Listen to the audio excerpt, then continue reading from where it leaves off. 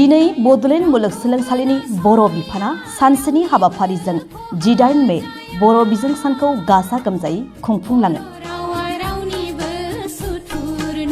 गिबियावनो हाबाफारिखौ आलारि बाथि फोजोंनानै आरो 1 मिनिट सम सिरि थाहाबनानै बर' राव थुनलाइनि थाखाय जिउ बाउसोमलांनाय गेदेमा सुबुंफोरनि आरो गोजोन जिउमानि थाखाय आरज गाबहरनाय जायो। हाबाफारिनि लिंथुमगिरि डक्टर बिजिरगिरि बसुमतारिया बराय बिबुंथिजों 18 मे बर' बिजोंनि गोनांथिखौ बेखेवनानै होयो आरो बिफाननि बिफान गाहाय प्रफेसर इन्दिरा बर'आ 18 मे बर' बिजों सानजों लोब्बा लाखिनानै बेसेनगोसा बिबुंथिजों बेखेवनानै होयो। डक्टर लाइस्रि महिलारिया हाबाफारिजों लोब्बा लाखिनानै 18 मे बर' बिजों सान जारिमिन आरो इयुन आयदानि सायाव बिबुंथि लाखियो।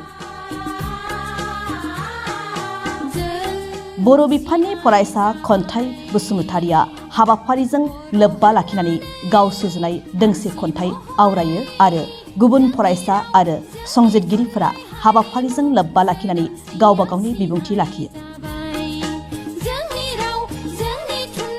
बर' बिफान बारग' फरायसा गौथुमनि नेहाथारि मुस्रि अमरजित दैमारिया साबायखर बावनायजों हाबाफारिया जोबो।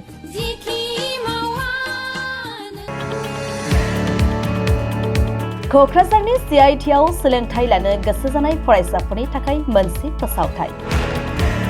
2025-26 सोलोंथाइ बोसोरनि थाखाय क'क्राझार CITआव सोलोंसाफोरनि मुं थिसननायनि थाखाय एन्ट्रेन्स आनजादा खुंजानो थांगासिनो। BTSनि राजथावनि नोगोर क'क्राझाराव थानाय मिरु सोलोंथाइ फसंथान सेन्ट्रेल इन्स्टिट्युट अफ टेक्न'लजियाव 2025-26 सोलोंथाइ बोसोरनि थाखाय गुबुन गुबुन आयदायाव फरायसाफोरनि मुं थिसननायनि एन्ट्रेन्स एग्जामिनेशननि थाखाय अनलाइन आरज गथायनाया दासान्दि सोलिगासिनो दं आरो फैगौ 31 मेआव जोबथा जागोन। डिप्ल'मा आन्डार ग्रेजुवेट पस्ट ग्रेजुवेटनि थाखाय एन्ट्रेन्स आनजादा 8 जुनाव खुंजागोन आरो PhDनि थाखाय 15 जुनाव एन्ट्रेन्स आनजादखौ खुंनाय जागोन। CIT क'क्राझाराव नोंथांमोनहा गुबुन गुबुन गोबां आयदाफोर जेरै डिप्ल'मा कर्सआव civil engineering, computer science and engineering, electronics and communication engineering, food processing technology, control and instrumentation engineering, animation and multimedia technology आयदायाव सोलोंथाइ लानो हागोन।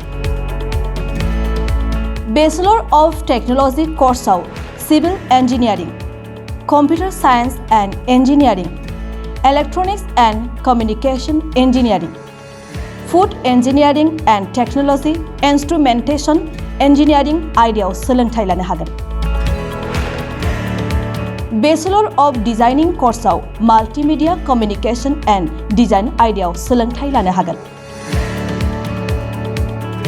Master of टेक्न'लजियाव water research and hydraulic engineering, computer science and engineering, food engineering and technology, green energy technology आयदानि सोलोंथाइ लानो हागोन।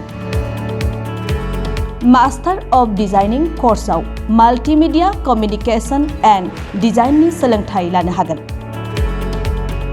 लोगोसे civil engineering, computer science and engineering, electronics and communication engineering, food engineering and technology, instrumentation engineering, mechanical engineering, physics, mathematics, chemistry, humanities and social science आयदायाव PhD degree लानो हागोन। अब्ला मानोथो गोबाव खालामनो क'क्राझारनि CITआव गोजौ आरो गुन गोनां सोलोंथाइ लानो थाखाय गोजौआव मख'नाय अक्ट'नि गेजेराव अनलाइन आरज खालामदो आरो थिखानाय अक्ट'आव एन्ट्रेन्स आनजादाव जिरायदो आरो मुं थिसनदो। बांसिनै रोखायै मिन्थिनो थाखाय नोंथांमोनहा 9365031406 मबाइल नम्बराव फोनांजाब खालामनो हागोन।